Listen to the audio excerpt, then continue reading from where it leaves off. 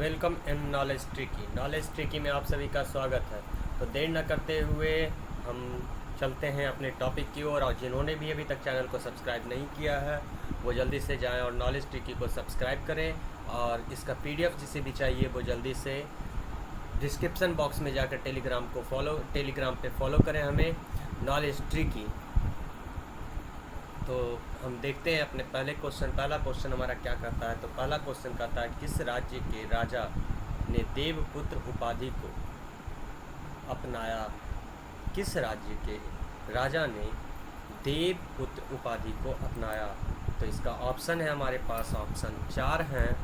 पहला ऑप्शन है कुशाक, या फिर ऑप्शन 2 शक, या फिर ऑप्शन 3 यमन, या फिर ऑप्शन 4 गुप्त। तो इसका आंसर हो जाएगा ऑप्शन नंबर ए कुषाण। तो क्या हो जाएगा आंसर? कुषाण राज्य के राजा ने देवपुत्र उपाधि को अपनाया। नोट्स में क्या है भाई? नोट्स में है कनिष्क कुषाण वंश का राजा था। कनिष्क क्या था भाई? तो कुषाण वंश का राजा था। उसके उत्तराधिकारियों ने देवपुत्र की उपाधि को अपनाया, जिसका अर्थ होता है देवताओं का पुत्र। उसके जो उत्तराधिकारी थे उन्होंने देवपुत्र की उपाधि को अपनाया, जिसका अर्थ क्या होता था भाई? तो देवताओं का पुत्र। देवपुत्र मतलब देवताओं का पुत्र। तो अगला क्वेश्चन देखते हैं। अगला क्वेश्चन क्या कहता है? अगला क्वेश्चन कहता है महासंघिक निकाय कहाँ विकसित हुआ। महासंघिक निकाय कहाँ विकसित हुआ? तो हमारे पास ऑप्शन है इसके 4 वैशाली, वज्जी, पाटलिपुत्र या फिर राजगिरा। महासंघिक निकाय कहाँ विकसित हुआ? तो हमारे पास ऑप्शन है इसके 4 वैशाली, वज्जी, पाटलिपुत्र या फिर राजगिरा। तो इसका आंसर हो जाएगा option number A Vaishali. Mahasanghika निकाय वैशाली में विकसित हुआ। तो इसका नोट्स क्या है? नोट्स से देख लेते हैं थोड़ा सा हम इसका। नोट्स कहता है वैशाली में संपन्न द्वितीय बौद्ध संगति में थेर भिक्षुकों ने मतभेद रखने वाले भिक्षुओं को संघ से बाहर निकाल दिया। अलग हुए इन भिक्षुओं ने उसी समय अपना अलग संघ बनाकर स्वयं को महासंघिक और जिन्होंने निकाला था उन्हें हीन सांघिक नाम दिया। क्या हुआ भाई? वैशाली में जो द्वितीय बौद्ध संगति हुआ था वहाँ थेर भिक्षुओं ने मतभेद रखने वाले भिक्षुओं को क्या किया था भाई? तो संघ से बाहर कर दिया। और उसी समय उन भिक्षुओं ने क्या किया? एक नया संघ बनाया और स्वयं को महासंघिक और जिन्होंने उन्हें बाहर किया था उससे क्या किया? हीन सांघिक नाम दिया। जिसने कालांतर में जिसे कालांतर में महायान और हीनयान का रूप धारण कर किया। तो चलते हैं इसी के साथ। अगला क्वेश्चन कौन सा मिलान सही है? हमारे पास 4 ऑप्शन है, उसमें कौन सा मिलान सही है? तो हमारा पहला ऑप्शन है शाक्य कपिल वस्तु।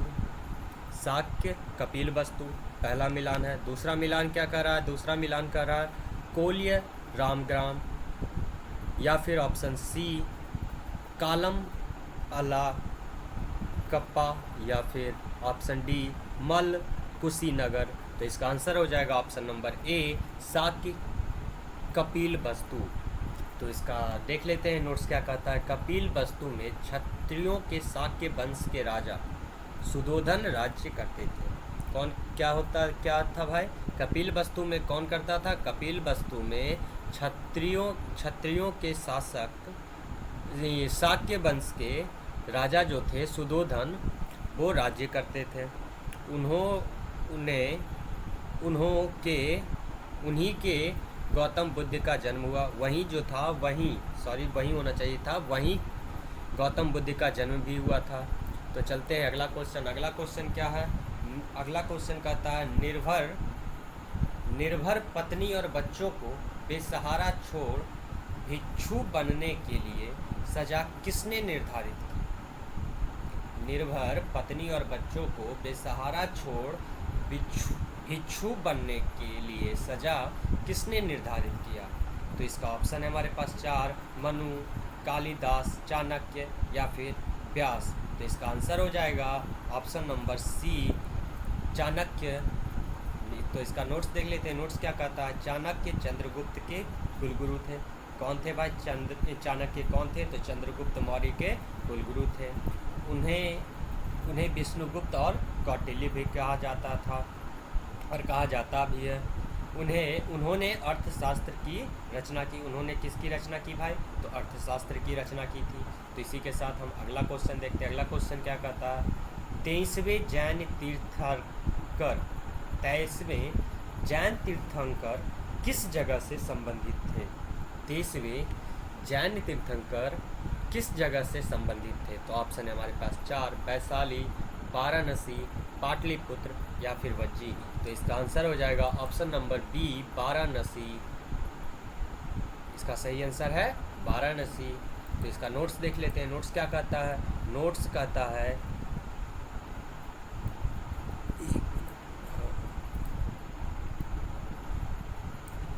हाँ अब सही दिख रहा होगा। तो नोट्स कहता है तीर्थंकर पशुपतिनाथ वाराणसी के राजा अवशेष और रानी बामा के पुत्र थे। कौन थे भाई? तो राजा अवशेष और रानी बामा के पुत्र थे। वे काशी में 1800 ईस्वी पूर्व रहते थे। उन्हें शिखर जी में निर्वाण प्राप्त हुआ। वह निर्वाण कहाँ प्राप्त हुआ उन्हें भाई? तो शिखर जी में प्राप्त हुआ। वे कहाँ रहते थे?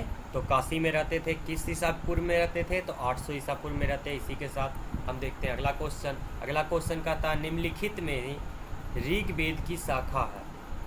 निम्नलिखित हमारे पास यहाँ कुछ ऑप्शंस हैं जिसमें कौन सा ऋग्वेद का शाखा है? तो हमारे पास ऑप्शन है 4, शौनक, अश्वलायन या फिर संख्यान या फिर शाकल। तो इसका ऑप्शन आंसर हो जाएगा option number D, Shakala. Shakala सही आंसर होगा। तो इसका नोट्स देख लेते हैं। नोट्स क्या कहता है? ऋग्वेद विश्व की पहली पुस्तक है। इसकी 2 शाखाएं हैं। कौन कौन है भाई? तो शाकल और बाष्कल है। ऋग्वेद विश्व की सबसे पहली पुस्तक है। बहुत इंपॉर्टेंट क्वेश्चन, याद रखिएगा कि विश्व की सबसे पहली पुस्तक कौन सी है? तो ऋग्वेद है। इसकी कितनी शाखाएं थी भाई? तो 2 शाखाएं। कौन कौन है? तो शाकल और बाष्कल है। तो इसी के साथ अगला क्वेश्चन देखते हैं। अगला क्वेश्चन क्या कहता है? जूनागढ़ अभिलेख में किस शक राजा का नाम दर्ज है? जूनागढ़ अभिलेख में किस शक राजा का नाम दर्ज है? तो इसका ऑप्शन है हमारे पास 4, रुद्रामन, मोगा, अजेस या फिर नाहपान। तो इसका आंसर हो जाएगा ऑप्शन नंबर ए, रुद्रमान का अभिलेख शक राजा का नाम दर्ज है जूनागढ़ अभिलेख में। तो नोट्स देख लेते हैं। नोट्स क्या कहता है? जूनागढ़ अभिलेख गुजरात के जूनागढ़ में है। कहाँ है भाई? तो गुजरात के जूनागढ़ में है। इसमें शक राजा रुद्रामन का नाम है। इसमें कौन से राजा का नाम है? तो शक के राजा रुद्रामन का नाम है। इसमें वर्णन है कि सुदर्शन झील का पूर्ण निर्माण रुद्रामन ने कराया। इसमें क्या वर्णन है भाई? तो सुदर्शन झील का पूर्ण निर्माण किसने कराया था भाई? तो रुद्रामन ने करवाया था। जो किसके द्वारा निर्मित कराया गया था भाई? तो मौर्यों के द्वारा निर्मित कराया गया था। तो इसी के साथ अगला क्वेश्चन कहता है चतुर्थ बौद्ध संगति किसके समय हुई? चतुर्थ बौद्ध संगति जो था वो किसके समय हुआ था? ये बात हम आपको पिछले वीडियो में भी बताए थे कि क्या होता है। तो इसका आंसर हो जाएगा कनिष्क। नोट्स देख लेते हैं। इसका नोट्स क्या कहता है? चतुर्थ बौद्ध संगति कनिष्क के समय में हुई। कब हुआ था भाई? तो कनिष्क के समय में हुआ था। कनिष्क किसका राजा था? तो कुषाणों का राजा था। इस संगति के अध्यक्ष कौन थे भाई? तो वसुमित्र थे। और उपाध्यक्ष कौन थे? बताए थे हम आपको पहले भी। तो अश्वघोष थे, जो कनिष्क के दरबारी कवि थे। क्या थे? दरबारी कवि थे। और क्या थे भाई उनका? तो बुद्धि चरित्र के रचयिता भी थे। और क्या थे वो? बुद्धि चरित्र के रचयिता थे। यह कश्मीर के कुंडलपुर में हुआ। चतुर्थ बौद्ध संगति कहाँ हुआ था भाई? तो कश्मीर के कुंडलबन में हुआ था। ये बात भी हम आपको पहले बता चुके हैं। तो चलते हैं अगला क्वेश्चन। अगला क्वेश्चन क्या कहता है? अगला क्वेश्चन कहता है मथुरा का कला स्कूल का उन्नत समय क्या है? मथुरा का कला स्कूल का उन्नत समय किस काल का था? तो इसका ऑप्शन है हमारे पास 4, कुषाण, शक, मौर्य या फिर गुप्त। तो किसका था भाई? तो इसका आंसर देख लेते हैं। कुषाण था। मथुरा का कला स्कूल का उन्नत समय किस काल में था भाई? तो कुषाण काल में था। तो इसका नोट्स देख लेते हैं। नोट्स क्या करा? मथुरा का कला स्कूल कला के स्तर का उस समय का विश्व प्रसिद्ध स्कूल था। इसका मुख्य रूप से विकास कुषाण काल में हुआ। इसका विकास किस काल मुख्य रूप से हुआ भाई? तो कुषाण काल में हुआ था। मथुरा कनिष्क की दूसरी राजधानी थी। कनिष्क की दूसरी राजधानी कहाँ थी भाई? तो मथुरा था, जो कुषाणों का सर्वश्रेष्ठ राजा था। कौन था भाई? कनिष्क तो कुषाणों का सर्वश्रेष्ठ राजा था। तो चलते हैं अगला क्वेश्चन। अगला क्वेश्चन क्या कहता है? भारत का प्रथम शक राजा कौन था भाई? भारत का प्रथम शक राजा कौन था? तो हमारे पास ऑप्शन है। Option A Moga, option B Rudraman, option C अजेस या फिर ऑप्शन डी घटोत्कच। तो इसका आंसर हो जाएगा, क्या हो जाएगा भाई? शक राजा कौन था? तो ऑप्शन ए मोगा थे, भारत के सबसे प्रथम शक राजा। तो इसका नोट्स क्या कहता है? नोट्स कहता है मोगा भारत का पहला शक राजा था। उसने भारत में शक राज्य की नींव डाली और उत्तर पश्चिमी भारत में के बड़े हिस्से में अपना राज्य बनाया। उसने कहाँ बनाया भाई? तो उत्तर पश्चिमी भारत के बड़े हिस्से में अपना राज्य बनाया था। तो इसी के साथ अगला क्वेश्चन देखते हैं। स्ट्रेट गोज की नियुक्ति किसने की? स्ट्रेट गोज की नियुक्ति किसने की? तो हमारे पास ऑप्शन है 4, यवन ने की, या फिर शक ने की, या फिर कुषाण ने की, या फिर हून ने की। तो आंसर हो जाएगा इसका यवन ने की थी। और स्ट्रोगन की यनोका के सेनाध्यक्ष को कहा जाता है भाई। जैसे हम लोग के यहाँ सेनाध्यक्ष होते हैं, वैसे ही यवन में स्ट्रेट गोज कहा जाता है। तो इसी के साथ अगला क्वेश्चन देखते हैं। अगला क्वेश्चन क्या कहता है? 190 ईसा पूर्व में 190 ईस्वी पूर्व में बैक्टीरिया की किस यवन राजा ने भारत पर आक्रमण किया? बैक्टीरिया के किस यवन राजा ने भारत पर आक्रमण किया था? तो हमारे पास ऑप्शन है 4, डेमेट्रियस, अलेक्जेंडर, सेल्यूकस या फिर मिनाडर। तो फिर इसका आंसर हो जाएगा ऑप्शन नंबर ए, डेमेट्रियस ने सबसे पहले भारत पर आक्रमण किया था, जो क्या था भाई? यवन का राजा था, यवन राजा था। तो ये 190 ईसा पूर्व में डेमेट्रियस नामक यवन राजा ने भारत पर आक्रमण किया और मौर्य साम्राज्य का बड़ा इलाका जीता।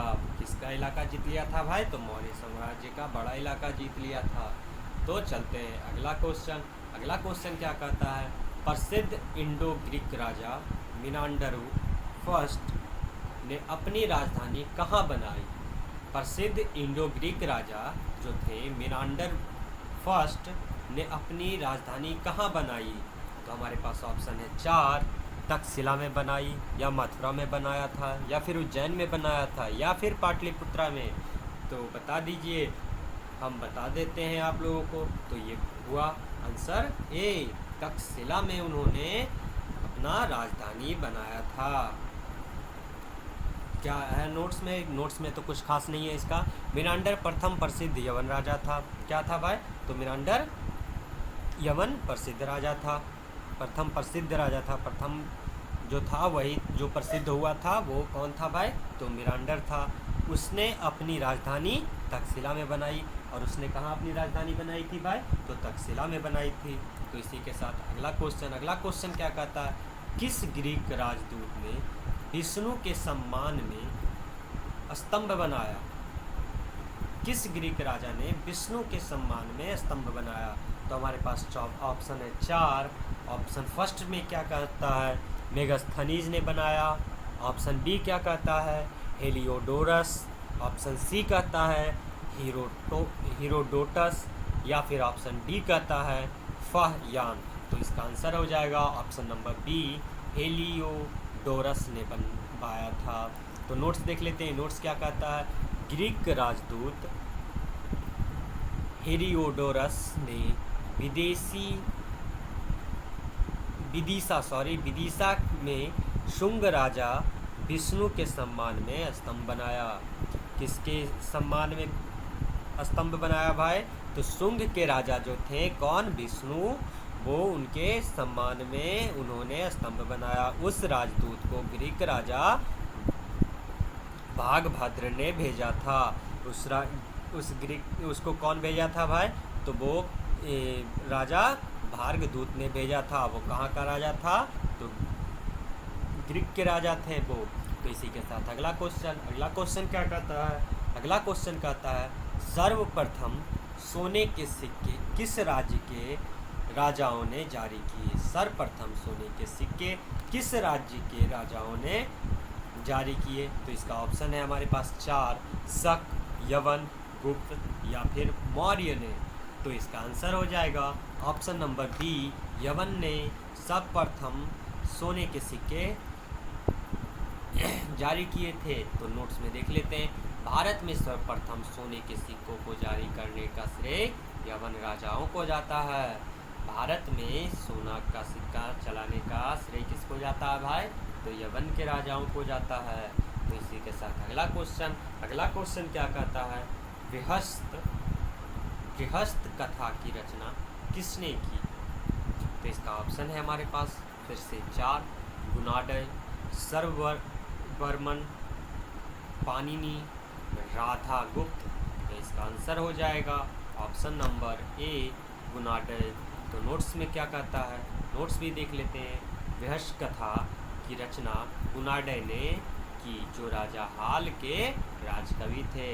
वो किनके राज्य कवि थे भाई? तो राजा हाल के राज्य कवि थे। तो इसी के साथ हम अगला क्वेश्चन देखते हैं। अगला क्वेश्चन क्या कहता है? अगला क्वेश्चन कहता है किस सातवाहन राजा ने शक राजाओं से मालवा को वापस जीता? फिर से एक बार, किस सातवाहन राजा ने शक राजाओं को मालवा को वापस जीता था भाई? तो ऑप्शन है हमारे पास 4, गौतमी पुत्र सतकर्णी ने, या फिर सतकर्णी प्रथम ने, या फिर ऑप्शन सी हाल, या फिर ऑप्शन डी सिमुक। तो इसका आंसर हो जाएगा ऑप्शन नंबर ए, गौतमी पुत्र सतकर्णी ने मालवा को वापस जीत लिया था।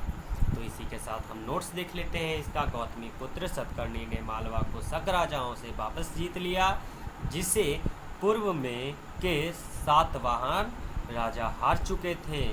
जिसको कौन हार चुका था भाई? तो सातवाहन राजा हार चुके थे। तो इसी के साथ हम अगला क्वेश्चन देखते हैं। अगला क्वेश्चन कहता है, अगला क्वेश्चन क्या कहता है भाई? इसमें से कौन सा शिलालेख सातवाहन काल से संबंधित है?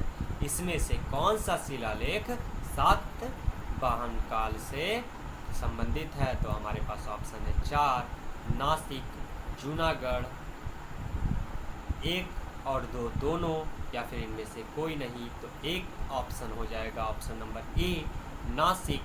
इनमें से कौन सा शिलालेख सातवाहन काल से संबंधित है? तो नासिक। तो हम नोट्स देख लेते हैं इसका। नोट्स क्या कहता है? नासिक का शिलालेख सातवाहन काल से संबंधित है। इसे गौतमी पुत्र सतकर्णी की माँ गौतमी ने बनवाया। कौन बनवाया था भाई? तो गौतमी पुत्र सतकर्णी की माँ गौतमी ने बनवाया। इसमें गौतमी पुत्र सतकर्णी को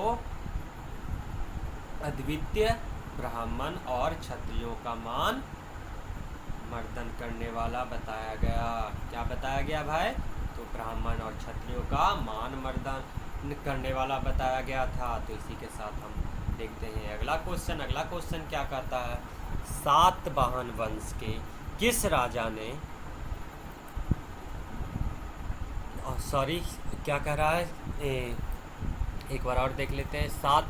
फिर से देखते हैं क्या कह रहा है। सातवाहन वंश के किस राजा ने गथासप्तशी की रचना की?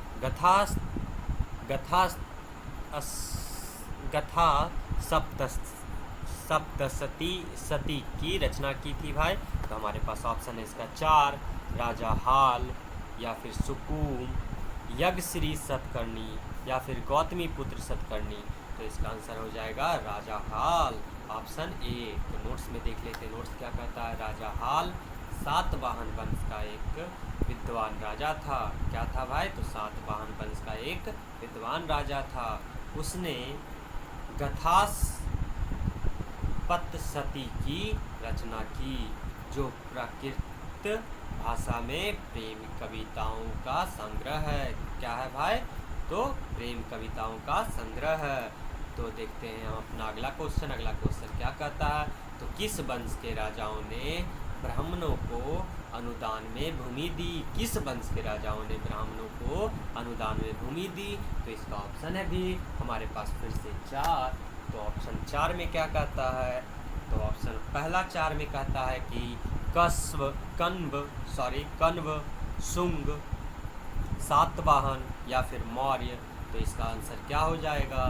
तो इसका आंसर हो जाएगा ऑप्शन नंबर सी, सातवाहन। तो नोट्स क्या कहता है? सातवाहन वंश आंध्र प्रदेश का वंश था जिन्होंने ब्राह्मणों को अनुदान में भूमि दी। ये कहाँ का सातवाहन वंश था भाई? तो आंध्र प्रदेश का वंश था जिन्होंने ब्राह्मणों को क्या दिया भाई? भूमि दी। सातवाहन वंश के राजा खुद भी ब्राह्मण जाति से थे। वो कौन से जाति से थे भाई? तो सातवाहन वंश के राजा जो थे वो ब्राह्मण जाति से थे। तो इसी के साथ thank you for watching video and जिन्होंने भी अभी तक चैनल को सब्सक्राइब नहीं किया है तो चैनल को सब्सक्राइब करें, और इसका PDF अगर जिन्हें भी चाहिए वो जल्दी से जाएं और टेलीग्राम पर भी जाकर हमें फॉलो करें और वहाँ से हमारे PDF को प्राप्त करें।